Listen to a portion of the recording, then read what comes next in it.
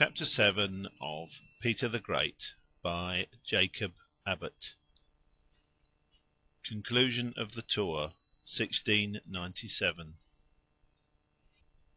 While the embassy itself was occupied with the parades and ceremonies at the Hague and at Utrecht, where they had a grand interview with the States General,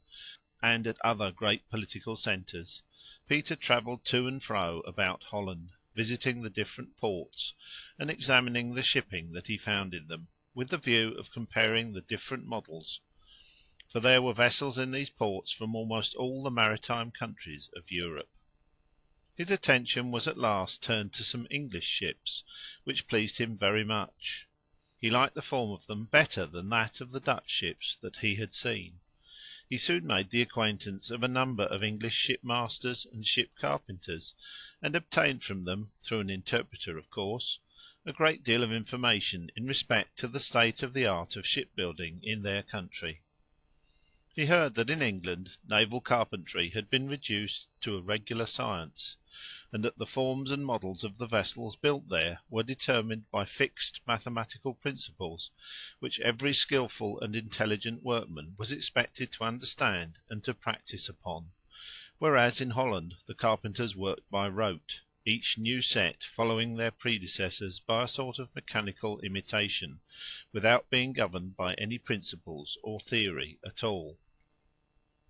Peter immediately determined that he would go to England and study the English methods himself on the spot, as he had already studied those of Holland. The political relations between England and Holland were at this time of a very intimate character, the King of England being William, Prince of Orange. The King, when he heard of Peter's intention, was much pleased, and determined to do all in his power to promote his views in making the journey. He immediately provided the Tsar with a number of English attendants to accompany him on his voyage, and to remain with him in England during his stay. Among these were interpreters, secretaries, valets, and a number of cooks and other domestic servants. These persons were paid by the King of England himself, and were ordered to accompany Peter to England, to remain with him all the time that he was there, and then to return with him to Holland, so that during the whole period of his absence he should have no trouble whatever in respect to his personal comforts or wants. These preparations having been all made, the Tsar left the embassy, and taking with him the company of servants which the King had provided, and also the few private friends who had been with him all the time since leaving Moscow, he sailed from a certain port in the south-western part of Holland, called ʔpʲṱltr, about the middle of the month of January. He arrived without any incident at London. Here he at first took up his abode in a handsome house which the King had ordered to be provided and furnished for him. This house was in a genteel part of town, where the noblemen and other persons belonging to the court resided. It was very pleasantly situated near the river, and the grounds pertaining to it extended down to the water side. Still it was far away from the part of the city which was devoted to commerce and the shipping, and Peter was not very well satisfied with it on that account. He, however, went to it at first, and continued to occupy it for some time. In this house the Tsar was visited by a great number of the nobility, and he visited them in return. He also received particular attentions from such members of the royal family as were then in London. But the person whose society pleased him most was one of the nobility, who, like himself, took a great interest in maritime affairs. This was the Duke of Leeds. The Duke kept a number of boats at the foot of his gardens in London, and he and Peter used often to go out together in the river, and row and sail in them. Among other attentions which were paid to Peter by the government during his stay in London, one was the appointment of a person to attend upon him for the purpose of giving him, at any time, such explanations or such information as he might desire in respect to the various institutions of England, whether those relating to government, to education, or to religion. The person thus appointed was Bishop Burnet, a very distinguished dignitary of the Church. The bishop could of course only converse with Peter through interpreters,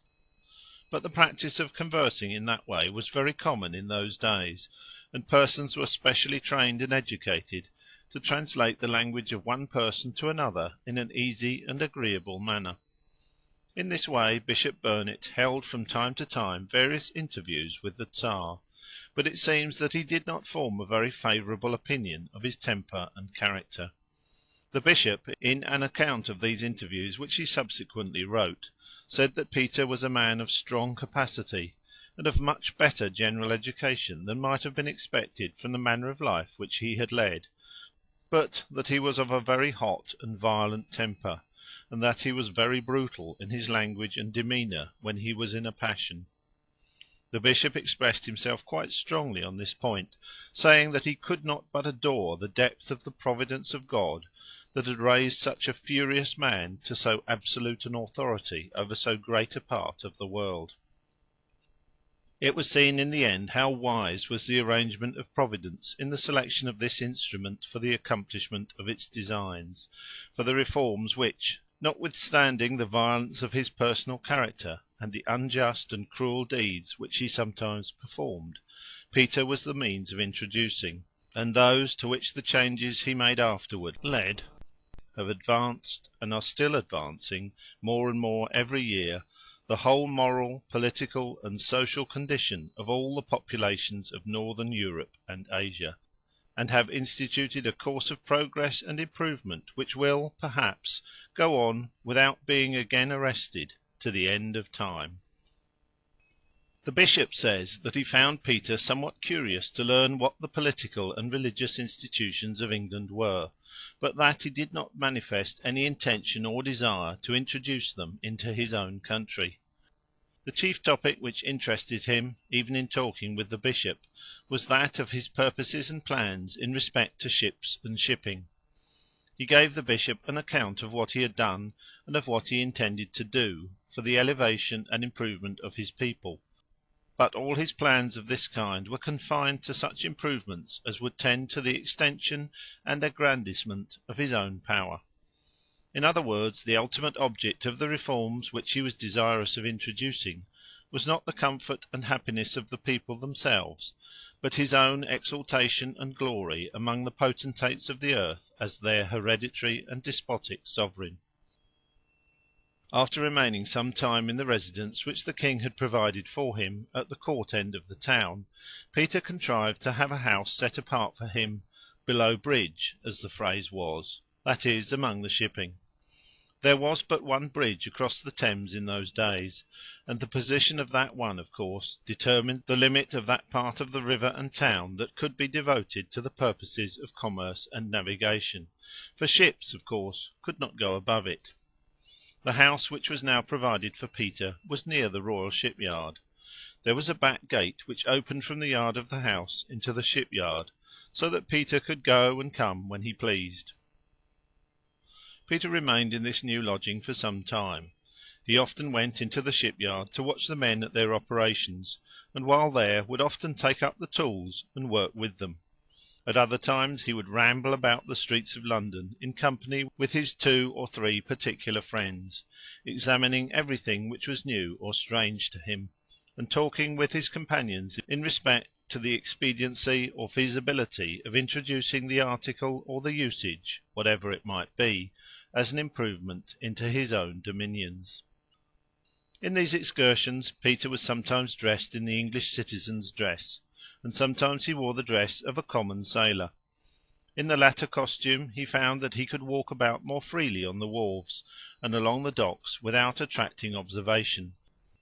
but notwithstanding all that he could do to disguise himself, he was often discovered. Some person perhaps who had seen him and his friends in the shipyard would recognise him and point him out. Then it would be whispered from one to another among the bystanders that that was the Russian emperor, and people would follow him where he went, or gather around him where he was standing. In such cases as this, as soon as Peter found that he was recognised, and was beginning to attract attention, he always went immediately away. Among other objects of interest which attracted Peter's attention in London was the Tower, where there was kept then, as now, an immense collection of arms of all kinds. This collection consists not only of a vast store of the weapons in use at the present day, laid up there to be ready for service whenever they may be required, but also a great number and variety of specimens of those which were employed in former ages, but are now superseded by new inventions. Peter, as might naturally have been expected, took a great deal of interest in examining these collections. In respect to all the more ordinary objects of interest for strangers in London, the shops, the theatres, the parks, the gay parties given by the nobility at the West End, and other such spectacles, Peter saw them all, but he paid very little attention to them. His thoughts were almost entirely engrossed by subjects connected with his navy. He found, as he had expected from what he heard in Holland, that the English ship carpenters had reduced their business quite to a system, being accustomed to determine the proportions of the model by fixed principles, and to work in the construction of the ship from drafts made by rule. When he was in the shipyard he studied this subject very attentively, and although it was of course impossible that in so short a time he should make himself fully master of it, he was still able to obtain such a general insight into the nature of the method as would very much assist him in making arrangements for introducing it into his own country. There was another measure which he took that was even more important still.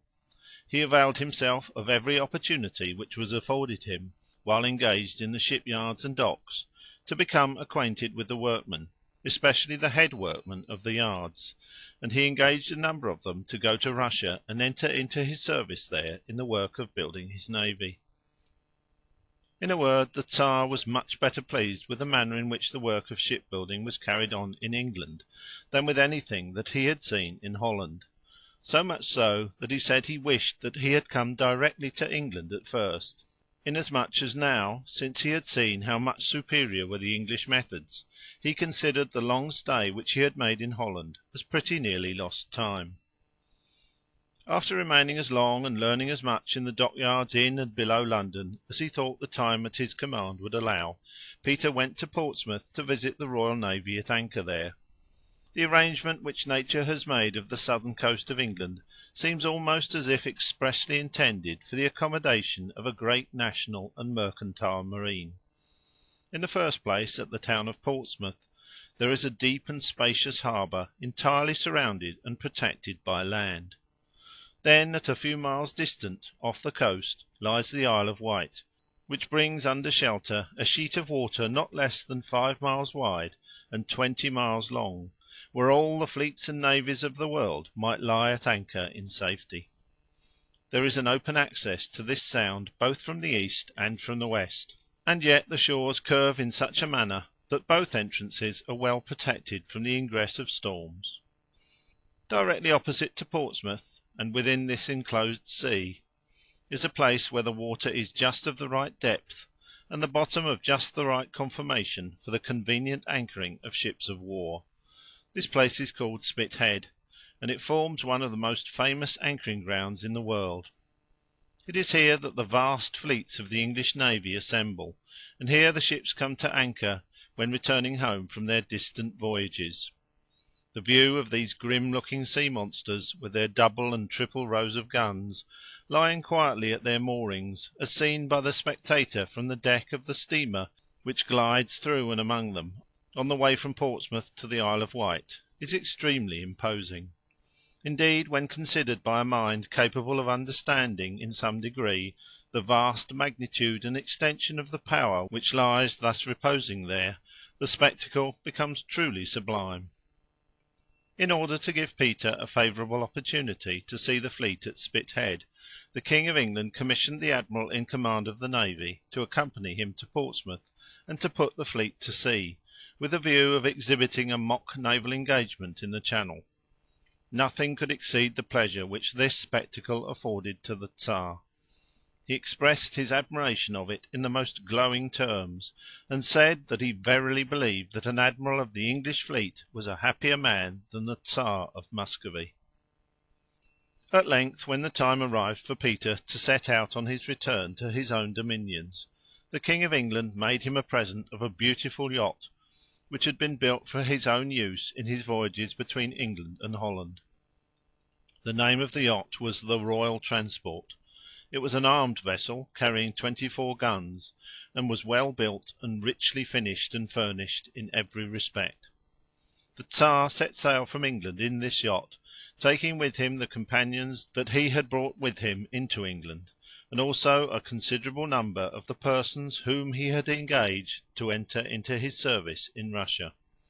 Some of these persons were to be employed in the building of ships, and others in the construction of a canal to connect the river Don with the river Volga.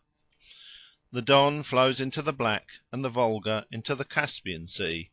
and the object of the canal was to allow Peter's vessels to pass from one sea into the other at pleasure. As soon as the canal should be opened, ships could be built on either river for use in either sea. The persons who had been engaged for these various purposes were promised, of course, very large rewards to induce them to leave their country. Many of them afterward had occasion bitterly to regret their having entered the service of such a master. They complained that, after their arrival in Russia, Peter treated them in a very unjust and arbitrary manner. They were held as prisoners more than as salaried workmen, being very closely watched and guarded, to prevent their making their escape and going back to their own country before finishing what Peter wished them to do. Then a large portion of their pay was kept back, on the plea that it was necessary for the emperor to have security in his own hands for their fidelity in the performance of their work, and for their remaining at their posts until their work was done. There was one gentleman in particular, a Scotch mathematician and engineer, who had been educated at the University of Aberdeen, that complained of the treatment which he received in a full and formal protest, which he addressed to Peter in writing, and which is still on record. He makes out a very strong case in respect of the injustice with which he was treated. But however disappointed these gentlemen may have been in the end, they left England in the Emperor's beautiful yacht, much elated with the honour they had received in being selected by such a potentate for the execution of important trusts in a distant land, and with high anticipations of the fame and fortune which they expected to acquire before the time should arrive for them to return to their own country. From England the yacht sailed to Holland, where Peter disembarked, in order to join the embassy and accompany them in their visits to some other courts in Central Europe before returning home. He first went to Vienna. He still nominally preserved his incognito, but the Emperor Leopold, who was at that time the Emperor of Germany, gave him a very peculiar sort of reception. He came out to the door of his antechamber to meet Peter at the head of a certain back staircase communicating with the apartment, which was intended for his own private use. Peter was accompanied by General Lefort, the chief ambassador, at this interview, and he was conducted up the staircase by two grand officers of the Austrian court, the Grand Chamberlain and the Grand Equerry. After the two potentates had been introduced to each other, the Emperor, who had taken off his hat to bow to the Tsar, put it on again, but Peter remained uncovered, on the ground that he was not at that time acting in his own character as Tsar. The Emperor, seeing this, took off his hat again, and both remained uncovered during the interview. After this a great many parades and celebrations took place in Vienna, all ostensibly in honour of the embassy, but really and truly in honour of Peter himself, who still preserved his incognito. At many of these festivities Peter attended, taking his place with the rest of the subordinates in the train of the embassy, but he never appeared in his own true character. Still he was known, and he was the object of a great many indirect but very marked attentions. On one occasion, for example, there was a masked ball in the palace of the Emperor. Peter appeared there dressed as a peasant of West Friesland, which is a part of North Holland, where the costumes worn by the common people were then, as indeed they are at the present day, very marked and peculiar. The Emperor of Germany appeared also at this ball in a feigned character, that of a host at an entertainment, and he had 32 pages in attendance upon him, all dressed as butlers. In the course of the evening one of the pages brought out to the emperor a very curious and costly glass, which he filled with wine and presented to the emperor, who then approached Peter and drank to the health of the peasant of West Friesland, saying at the same time, with a meaning look, that he was well aware of the inviolable affection which the peasant felt for the Tsar of Muscovy. Peter in return drank to the health of the host, saying he was aware of the inviolable affection he felt for the Emperor of Germany. These toasts were received by the whole company with great applause, and after they were drunk the Emperor gave Peter the curious glass from which he had drunk, desiring him to keep it as a souvenir of the occasion. These festivities in honour of the embassy at Vienna were at length suddenly interrupted by the arrival of tidings from Moscow that a rebellion had broken out there against Peter's government. This intelligence changed at once all Peter's plans. He had intended to go to Venice and to Rome, but he now at once abandoned these designs, and setting out abruptly from Vienna with General Lefort and a train of about 30 persons, he travelled with the utmost possible dispatch to Moscow. Chapter 7